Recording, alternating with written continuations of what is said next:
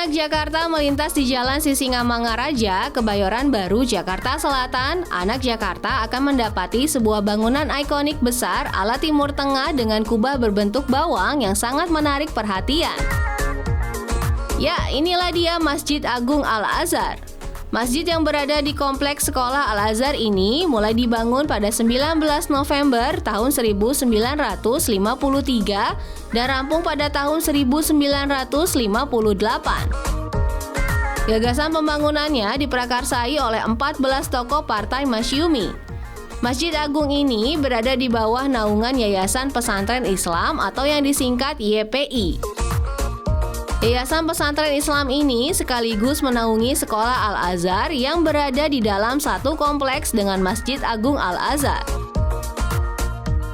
Pada awalnya, masjid megah ini bernama Masjid Agung Kebayoran. Penamaan Al-Azhar pada masjid ini karena terinspirasi dari Imam Besar Al-Azhar Mesir, Syekh Mahmud Shaltut yang saat itu berkunjung ke Indonesia.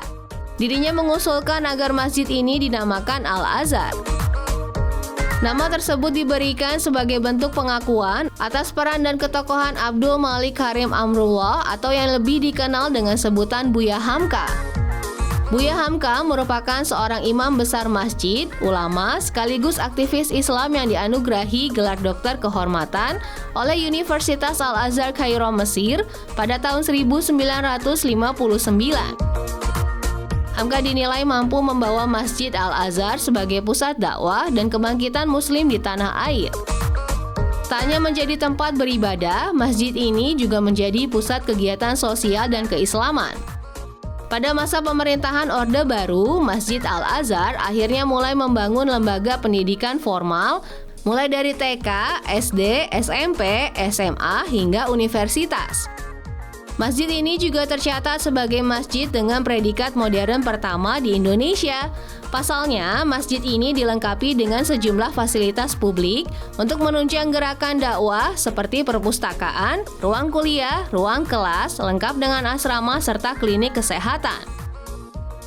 Masjid Al-Azhar telah dikukuhkan oleh pemerintah daerah DKI Jakarta sebagai salah satu situs tapak sejarah perkembangan kota Jakarta.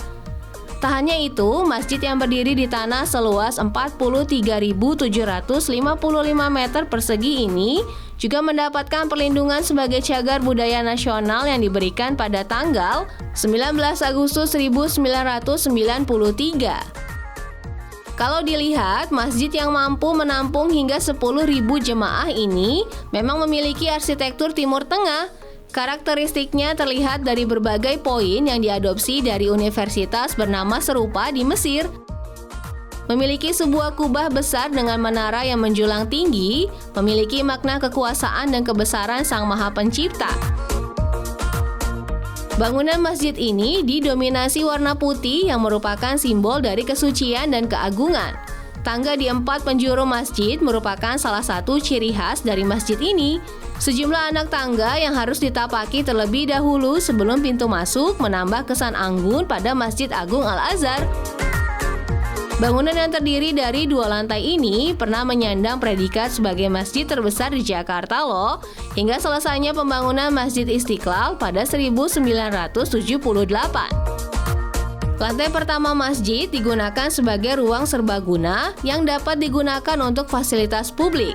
Sedangkan ruang utamanya atau tempat ibadah berada di lantai 2. Sebagai tempat yang menjadi sentra pendidikan, masjid ini dilengkapi dengan segudang fasilitas diantaranya sarana ibadah, tempat wudhu, kamar mandi atau toilet, kantor sekretariat, kamera pengawas atau CCTV, taman, lapangan sepak bola, lapangan basket, parkir, dan lift untuk para penyandang disabilitas. Memasuki ruang utama sholat, kesan yang berbeda dengan bangunan luar yang minimalis akan sangat terasa. Terlihat detail ornamen lukisan kaligrafi berbagai warna menghiasi keseluruhan bangunan. Jendela-jendela kayu tinggi dan mengitari dinding ruangan pun menjadi satu kesatuan yang indah. Kaca patri terpasang di sekeliling ruangan sehingga memberikan pencahayaan alamiah ke dalam masjid. Dari sisi dalam kubah terdapat lukisan kaligrafi lafaz Allah pada bagian puncaknya, dikelilingi oleh 99 Asmaul Husna dengan ukiran kaligrafi yang sangat menawan. Gaya arsitektur masjid yang didirikan oleh 14 tokoh masyumi ini merupakan perpaduan budaya Arab Saudi dan Mesir. Masjid ini dirancang untuk menampung fungsi-fungsi masjid sebagai pusat kegiatan dakwah dan sosial, termasuk pernikahan dan kegiatan sosial lainnya. Dulu kegiatan ibadah dan dakwah di Masjid Agung ini hanya diikuti oleh masyarakat di sekitar Kebayoran Baru saja, namun saat ini jamaah Masjid Agung Al-Azhar datang dari berbagai lapisan masyarakat. Bukan hanya mereka yang tinggal di daerah Jakarta saja, namun jemaah juga datang dari luar daerah seperti Tangerang, Bekasi, Depok, Bogor, dan masih banyak lagi. Tak dapat dipungkiri, bangunan Masjid Agung Al-Azhar inilah yang menjadi cikal bakal serta ikon nama besar Al-Azhar yang kini tersebar di seluruh Indonesia.